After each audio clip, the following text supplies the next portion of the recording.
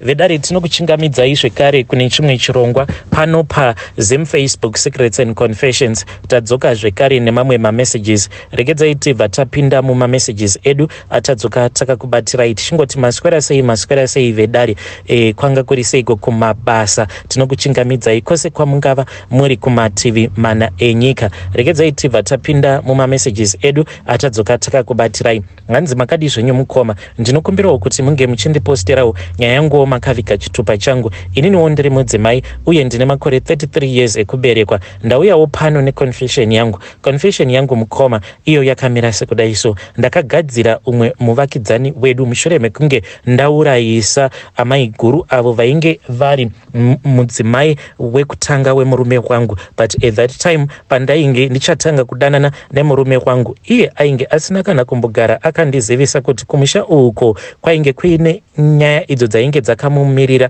nemudzimai wacho vainge vasati vanyanyisa kurambana, vainge vari pakati pekunetsana. Ndopatakabva tazosangana. So takati tasangana paya murume ndokubva azotanga kundiitira sweet tongue. Munongovaziva varume kuti avataure chokwadi.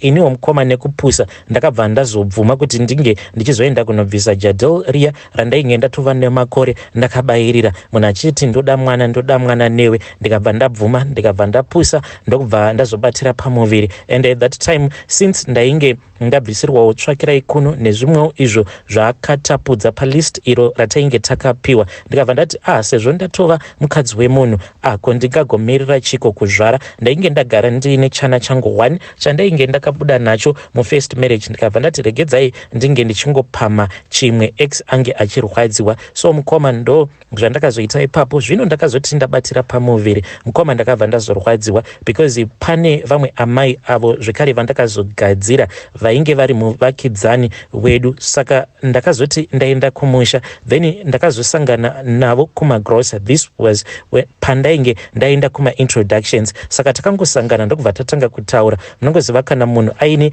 nyaya yake ndiye anokutanga. Saka takazoti tava kufamba tichidzokera kumba, ndo pavakabva vazondiudza kuti munozviziva here kuti murume wenyu ane umwe mukadzi. Hei mukoma, ndakabva ndanzwa hana yangu ichirova nekurwadziwa. Ndokubva vazondiudza kuti inini pandainge nditori munzira tichibva kuno kuSouth Africa tichienda kumusha kwemurume, hanzi vatezvara vangu navamwene ivo vainge vakatuma amai guru ava somewhere else, vasingadi kuti amai guru vange vachizviziva kuti pane umwe muroora aunzwa kuma introductions. Ndakarwadziwa ndikachema, but vakabva vati ndaisafanira kuti ndinge ndichizoudza vamwene kana kuti vatezvara nekuti paikwanisa kuzoita maproblems. Ndokubva ndazongonyarara. Takazoti tava kuno nemurume ndokubva tachizotanga kunetsana. And at that same time ndakabva ndazofonerwa nevamwe bhodhi vangu, but vanogara somewhere else. Vakabva vazoti kwandiri ndaifanira kuti ndinge ndichiuya kumba kwavo, uye vakabva vazondiudza kuti vainge vafonerwa neimwe friend yavo uyo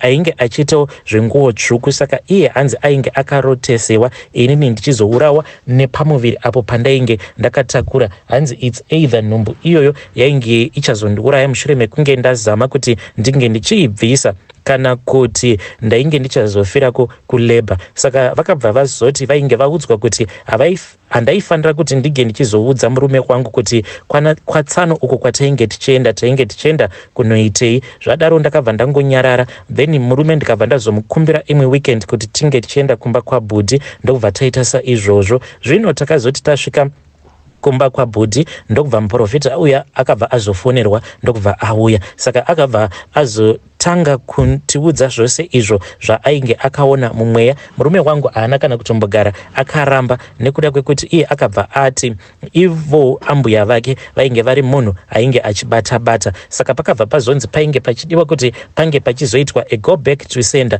Ndokubva go back to sender iya yazoitwa. So go back to sender iyi maitiro atakaita ndeye kudai. So mukomanashi takanzi tinge tichitenga tsono dzekuwanda. Ndokubva tatenga tsono dziya. Takati tatenga tsono dziya tikabva tanzi taifanira kuti tinge tichipisa tsono mhiripiri, uye zvekare tainge takanzi tinge tichinyora izvo zvatainge tichida kuti zvinge zvichizoitika kumukadzi wemurume wangu. Iniwo mukoma ndakabva ndanyora zvandakanyora because inini ndakabva ndati ndainge ndichida kuti ange achizofa, but murume wangu handizivi kuti akanyora kuti kudii pachipepa chacho ichocho. So mukoma ini ndakanyora kuti ndainge ndichida kuti ange achizofa sezvo iye ainge akandifambira akandiendera kun'anga. So mukoma ndakati ndanyorawo, ndokubva murume akabva azopeta chake chipepa because takanzi hataifanira kuti tinge tichiratidzana zvatainge tanyora. Ndokubva tazotanga kupisa tsono dziya mhiripiri uye zvekare nezvipepa zviya. Takati tatanga kupisa zvinhu zviya ndokubva zvazoputika, then uya friend yabhodhi vangu vakabva vati zvainge zvaita go back to sender, tainge tatotumidzira. Mukoma nashi takazoti tichisvika kumba ndokubva tazoudzwa kuti ivo amai guru ava vainge varumwa nenyoka, vainge vatomhanyiswa kuchipatara vachikumbira kuti murume ange achienda kokuzimu. Ndakabva ndaramba ndikabva ndati kwete, hauna kana kwaunoenda. Saka vakabva vazoshaika amai guru vaya. Mushure mekunge amai guru ava vashaika, then vakabva vazotanga manje kungondinyeya, vachingondinyeya vachiti ivo vainge vachifungidzira kuti inini ndini ndainge ndakagadzira amai guru ivavo vakabva vazofa. Hey mukoma, ndakabva ndataura nabhudhi ndikabva ndavaudza kuti uko kwainge kwava neguhwa rainge rava kufamba. Then bhudhi vakabva vazotaura zvekare nefrendi yavo, ndokubva frendi yabhudhi ikazoti pandainge ndichazodzokera kumusha ndaifanira kuti ndinge ndichizongonokora ivhu, but ivhu kumakuva epamba pemuvakidzani wedu iyeye ndo zvandakabva ndazvoita. Ndakati ndasvikako usiku hwakazoti hwasvika, ndokubva ndazoenda kumakuva epamba pavo ndokubva ndanonokora ivhu. Ndakazviita ndichitya mukoma, ndichiita kudedera, ndichitya kuti ndaikwanisa kuzongosangana nezvipoko. Zvadaro ndakabva ndazononokora zvekare ivhu repamba pake, ndikabva ndazozvichengeta zvinhu zviya ndokubva ndazodzoka nazvo kuno kuSouth Africa. Ndakati ndadzoka nazvo mukoma, ndikabva ndazoenda nazvo kumba kwabhudhi. Frendi yabhudhi yakabva yazogadzira iye muvakidzani wedu Ikozvino Mukadzi Uyu atova Chirema. Mukoma anotofamba newheelchair. Ndizvowo zvandakaita izvi mukoma. Vedare ndo message iyo yandakatumidzirwa ichibva kuna vahanzvadzi vedu. Please ngatizamei kuti tinge tichitaura navo vahanzvadzi vedu ava mucomment section. Pakaipa kani pakaipa, strange things do happen in this world. Regedzai tibva taenda panyedu inotevera. Hanzi makadi zvenyu mukoma, ndinokumbirawo kuti munge muchindiposterawo nyaya yangu makaviga chitupa changu. So inini mukoma apo pandainge ndichiri ne15 years ndakatukwa nagogo vangu amai vakabereka amai vangu kuti inini ndichafa ndisina chitupa. Nanhasi uno mukoma handina kana chitupa. Ndambozama kufamba, ndambozama kuita sei, but hakuna kana ari kuda kumbondibatsira. Saka inini amai vangu vakafa, but pavakazofa vainge vasina kuudzawo hama dzavo kuti baba vangu inini vari kupi. Amai vangu ivo vainge vaine vana 5 vavakazvara. Saka paho 5 wedu vaviri chete vana vavo vekutanga ndo vana baba 1, then isusu tiri vatatu, umwe neumwe ana baba vake. Saka nyaya dzacho dzinototi netsei. Saka wacho wandinokwanisawo kumira naye apatomborina. Vamwe vose masiblings angu ivo vakati nguva iya yekuti vanenge vava kuda kutora zvitupa yasvika vaibva vazongoenda kuhama dzavo vobva vatobatsirwa. Inini mukoma ndini ndatambudzika pose apa nekuda kwekuti ndainge ndisina birth, ndisina chitupa, ndainge ndichingogara nagogo kumusha. Saka nagogo takazongonetsana because ndakabva ndati gogo, ko imimi wani zvandakanzwa kuti munototoresera vamwewo zvitupa muchishandisa chitupa chenyu, ko inini muzukuru wenyu mandishoreiko madii mangonditoresawo chitupa. Hei vakabva vakavava kani gogo musi wacho iwoyo. Ndokubva vanditi saka iwe uri kuzama kuti unge uchindiudzira zvekuita here, saka uchazvitoresa chitupa chacho. Mukoma vakabva vatoramba, vakaramba ende vaitogara vachitoenda vachitonotoresa vamwe zvitupa vachishandisa chitupa chavo. Like nguva iya yema-elections gogo vangu vaingogara vachingotoresa vanhu zvitupa, but inini vakabva vatoramba zvachose. Saka handizivewo kuti ndingabatsirikana sei. Gogo vangu ava mukoma vakazoshaika. Zvino gogo vakazoti vashaika, then musha ndokubva wachizotorwa nehama dzavo. Ndinotendedzwa hangu kuti ndinge ndichigarapo, but ndinyasokuona kuti mabatirwo acho andinenge ndichiitwa aya ekutoragidzwa kuti iwewe uri mutorwa. Saka handizivewo kuti ndingabatsirikanawo sei. Vedare please ndibatsireiwo. Vedare ndo message iyo yandakatumidzirwa ichibva kune mwanakomana uyo. Hanzi please ndinamatireiwo because zvaizvezvi pane umwe uyo wandakataura naye akati iye achazamawo kuti ange achimbofambirawo nyaya dzacho. Saka hanzi munhu uyu iye akati anoda $400 zvaizvezvi hanzi ndakamupa $280 ende ndinokumbirawo kuti vedare renyu vange vachindinamatira munhu uyu akwanise kugadzirawo mapepa angu, nekuti hanzi kubva kumashure kwese uko ndainge ndichingodyirwa mari. Hanzi upenyu hunorwadza ihwohwo hwekuti unenge uchingorarama usina kana birth certificate, usina kana chitupa, hauna kana chaunokwanisa kuita. Zvakangoma hazvo veduwe. Regedzai tibva taenda panyaya yedu inotevera. Nyaya yedu inotevera yakamira sekudai. Hanzi makadi zvenyu mukoma, ndinokumbirawo kuti munge muchindiposterawo nyaya yanguwo makaviga chitupa changu. So inini ndiri mudzimai uye ndine makore 25 years ekuberekwa. Saka ndiri kugarawo nedhara rangu. Apa dhara iri rine mari. Saka iye murume uyu wandiri kugara naye ane makore 40 years ekuberekwa. Shuwa kuda kutoenzana nababa vangu because ivo baba vangu vane 46 years, but baba vakangoti hazvina hazvo kana basa because vakationa kutoti munhu ane mari, because takati tadzokera kumusha kana motikari yainge achifamba nayo because iye anofamba nerimwe ziAmarok reblack. Ndakaita kuona baba vachiita puruzira ndebvu dzavo, vakazoti time manje tavatega. Vakabva vati asi wakambomuwana kupiko mukwasha wangu uyu ane mari dzakawanda kudai? Ndokubva ndaseka, but ndakabva ndadzwa mwoyo wangu uchirwadza nekuda kweizvo zvandakaita. Saka eniwo mukoma ndakatangawo ndiri small house, ende murume wangu uyu wandiri kugara naye ipapo pandainge ndichiri small house handizivi kuti ndakadhumaniswa runokwana kuita rungani because aiva munhu uya wekuti aida vanhukadzi sterek. At that time paakandinyenga mukoma ainge achitobva kusleep over kumba kweimwe girlfriend. Saka ndakabva ndatoti baba ava vanopenga because vakati vandipika up vandioffer a lift, ndokubva ndazokwira mumotikari mavo vakabva vati uya kumberi kani uya ugare. Ndokubva ndaramba ndikabva ndagara zvangu kumashure. Zvino vakati vava kudriver tichienda kutown ndigereke kumashure, ndokubva vazotanga kundinyenga. Ndakatomboda kutombokabira at the first time, but ndakazoti ndakagara ndikabva ndazoona rimwe tishu, ndokubva ndazongotora tishu rere because ndakatoona kutoti zitishu iri maputirirwo acho arainge rakaitwa I think kuti mainge mutori necondom. Ndokubva ndangoritora ndikabva ndarivhura yohwe, ndikabva ndatoona kutoti mainge muine rimwe zikondom rainge rakatoshandisiwa rakazara maspams. Ndokubva ndati iwe unojairira, unoreva kuti ungandinyenga apa uchibva kunosangana neumwe mukadzi. Ndokubva vangonyarara paya vakabva vandikumbira ruregerero. Zvino ndakati ndoburuka, vakabva vati ndikuda kuti unge uchindiregerera. Ndikati iwe kunogondimanikidza kuti ndige ndichikuregerera kuti tinodanana here? Vakabva vati just. Saka vakabva vati vainge vachida kundipa mari. Mukoma hakuna munhu asingadi mari, ende ndaitoona kutoti baba ivavo vainge vachiglowa. Ndokubva vazoti vainge vasina enough cash, ndokubva tazoenda paATM vakabva vaburitsa mari pane chimwe chiATM mukoma. Ndokubva ndapiwa mari yainge ichikwana iyo kuita 2000.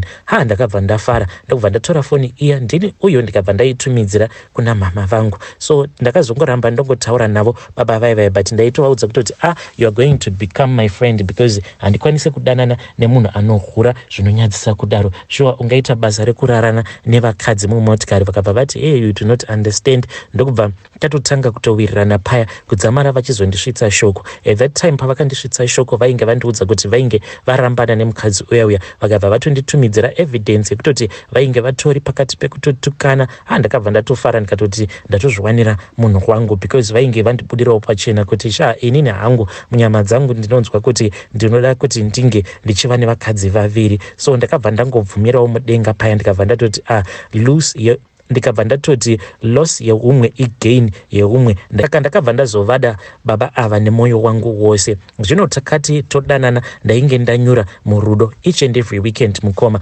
Vaitotiza mudzimai wavo vobva vatouya the whole weekend vaineni because mazuva ekutanga zvandaita ndezvekuti vaiti kana vakauya kumba ndobva ndatora hembe dzavo ndobva ndadzisoka mumvura ndobva ndati hauna kwauri kuenda. ndobva ndamuudza kuti hakuna kwauri kuenda. Saka ivo amai guru vacho vakazosvika pakuzviziva kuti vainge vava neumwe munhu, but ndo vakabva vazondiudza kuti amai inini munotongozvinetsa zvenyu, izvi tazvijaira, munhu uyu iye ane vakadzi vemuhwando. Ndakabva ndatanga manje kuchirova maresearch angu kudzamara ndazotanga kuona kuti iye zvaanoita nezvekuti anowanza kutsvaka vakadzi kuFacebook. Saka ndaingoti kana ndikangoona musikana anenge akomenta pamapictures ake ndobva ndaenda kuinbox, munobva tondiudza kuti iwe munhu uyu iboyfriend yangu, tobva tatanga kubhombana, tobva tabhombana. Nerimwe zuva mukoma takazodhumaniswa mutauni ndainge nditori naye, ndokubva patongogaruka patongosvika umwe mukadzi akabva atotanga kutonetsana neni. Ndakarwadziwa because ndakatombofunga kuti zvimwe kuda ainge ari mukadzi wacho. Saka ndaitorespectawo ndichitoti amai guru. Saka akabva azoti handei kumotikari apa mukadzi uya wemukoma ainge akaita kundidzura-dzura. Apa mukadzi uya ainge atombondidzura-dzura mabraids angu. Takati tava kumotikari munhu ava kutaura kuti naiyewo yainge iri girlfriend.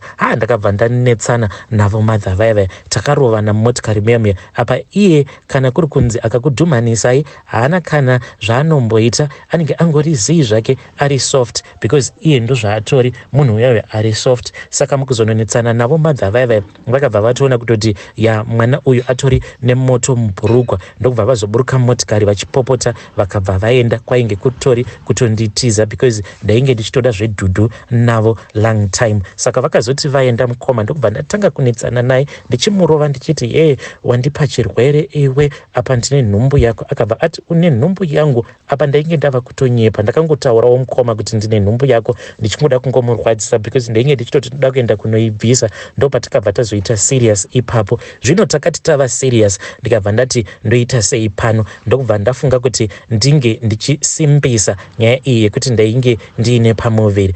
Mukoma ndakambozama ndichazama kumuvhurira makumbo but nhumbu ingabata. Ndaiti paya kana apedza kurara neni ndobva ndaita izvo zvandainge ndichiudzwa nevamwe vakadzi because ndainge ndiri mune rimwe group but rainge ritongori group remabhishu. Saka ndakabva ndataura nyaya yangu, vakabva vati pose pandinenge ndapedza kurara naye ndinofanira kuti ndinge ndichizosimudza makumbo angu mudenga kuitira kuti iwo masperms ange achizoenda kumberi. Ndo zvandainge ndichiita. So mukoma nashe nhumbu yakati yaramba kubata. Ndikabva ndati pana pazano nderipi, rekedzai ndinge ndichifamba. Ndakabva ndazotaura neumwe musikana uyo wandainge ndakadzidza naye because iye aiwanzo kuti pandinenge ndamufonera aibva atanga kuseka kuti wekwangu ndakatomupa mupfuwira. Saka akabva azonditi huya, ndokubva ndazoenda kulocation kwaainge achigara. Tikabva tazoenda kuna madzibaba. Mukoma takati tichipinda mumba mamadzibaba vaya, wanikwe friend yangu yava kutonorara pambedha mukoma. Ndikabva ndati naiwe ko, akabva anditi iwe ndinodanana navo madzibaba, chitoti bangukuru kwavari. Vakabva vatondiudzawo kuti vainge vachitodanana nefriend yangu. Apa munhu akatochata, munhu atori married. Saka vakabva vati Nines, muda kuti ndinge ndichikubatsirai sei? Ndokubva ndazovaudza nyaya yangu. Vakabva vati haisi nyaya Nines, but muchazvigona here? Vakabva vatanga kuseka vari tu ivo madzibaba vaya nefriend yangu vachirovana zvavo maoko. Ndikabva ndati munamato wacho mati unotiremei, ndiri kufanira kuti ndinge ndichiita sei? Vakabva vanditi ndikuda kuti iwewe unge uchizotora tsvina yemurume wako. Kana watora tsvina yemurume wako uri kufanira kuti unge uchiidya. Mukoma nashe ndakabva ndanzwa ndichita sekunge ndinoda kurutsa. Ipapo pavakandiudza kuti munamato wacho ndaifanira kuti ndinge ndichizotora tsvina yemurume wangu ndobva ndazoidya almost kwemwedzi wose. So madzibaba vaya vakabva vazondiudza kuti tsvina iyoyo ndaifanira kuti ndinge ndichizotanga ndauya nayo kwavari. Ndikabva ndati zvino madzibaba ndichaitora seiko tsvina iyi, nekuti patinogara tine matoilets aya ekoflasha. Vakabva vati haisi nyaya. Ivo vakabva vazoti vainge vachazouyapo pamba pandainge ndichigara. Vakabva vazouya mukoma, ndokubva vaita zvavakaita, toilet ndokubva yazobloka. Saka dhara rangu one day rakazoti rauya for a sleep over. Ndo pandakabva ndazomuregedza zvangu achienda kutoilet. Akati aenda kutoilet aita tsvina, ndopa akabva azodzoka achiti baby pakaipa. Ndikabva ndati ko indava? Akabva ati ndinokumbirawo bucket kose usina kundiudza kuti toilet yakabloka. Ndokubva ndati it is okay sweet, imi migarai apa, rekedzai ndinge ndichienda kunoflasha ini ndokubva ndatora bucket paya. Akabva ati yeah, you are one of a kind. Ndakabva ndaenda kuya mukoma ndokubva ndatora tsvina iya apa. Tsvina iyi ndainge ndakanzi ndaifanira kuti ndige ndichiibata nemaoko, ndokubva ndaitora ndikabva ndaikanda muchiplastic, then ndikabva ndazoflasha. Mushure mekunge ndaflasha mukoma ndakaita kunhonga racho zimukonde rainge riri zihombe, ndokubva ndazorikanda muchipepa chiya ndikabva ndazokanda mubhaketi. Mushure mekunge ndaflasha ndapedza kudaro ndikabva ndazotora domestos ndokubva ndazozvisuka maoko angu, then ndikabva ndatora bhaketi riya ndini uyo straight ndokubva ndabuda naro panze ndikabva ndazorivharavhara ndokubva ndadzoka zvangu mumba. Mangwana akati achienda mukoma ini ndichitorawo tsvina iya ndini uyo ndakananga kumba kwefriend yangu. Handina kana kumbogara, ndakapinda mugate, ndiye iye akabva atobuda ndokubva tatoenda kumba kwamadzibaba vaya. Madzibaba vaya vakabva vazoyeresa tsvina iya ndokubva vandiudza kuti ndaifanira kuti ndinge ndichizoiomesa. Takadzoka zvedu mukoma ndokubva ndazomusiya pamba pake, ini ndikabva ndazoenda kumba kwangu ndokubva ndazoiomesa tsvina iya. Hei mukoma, apa ndainge ndakanzi ndaifanira kuti ndinge ndichizoribubunya zimukonde iroro kusvika ndaripedza, but ndakatanga ndamirira kusvika raoma. Mukoma nashi ndakangoti zuva iro randakapedza kububunya zimukonde riya, iye akabva andifonera achiti naiwe mwana iwe unomboziva kuti ndinokuda. Ndakabva ndanyemwerera ndichiziva kuti zvangu zvainge zvaita. Akabva andiudza kuti mudzimai wake wekutanga ainge ava kusatombomuda zvachose. Izvezvi mukoma, madirwo so andinoitwa nemurume wangu, ndinodiwa kane mai. Apa vabereki vangu anovachengeta sei? Hei vedare ndo message iyo yandakatumidzirwa ichibva kune mwanasikana uyo. Hanzi ndinodiwa kane mai. Hei, hanzi ndakabubunya. Strange things do happen in this world. Hanzi ndakaribubunya mwedzi wose. Yo. Zvakangoma hazvo vedu we.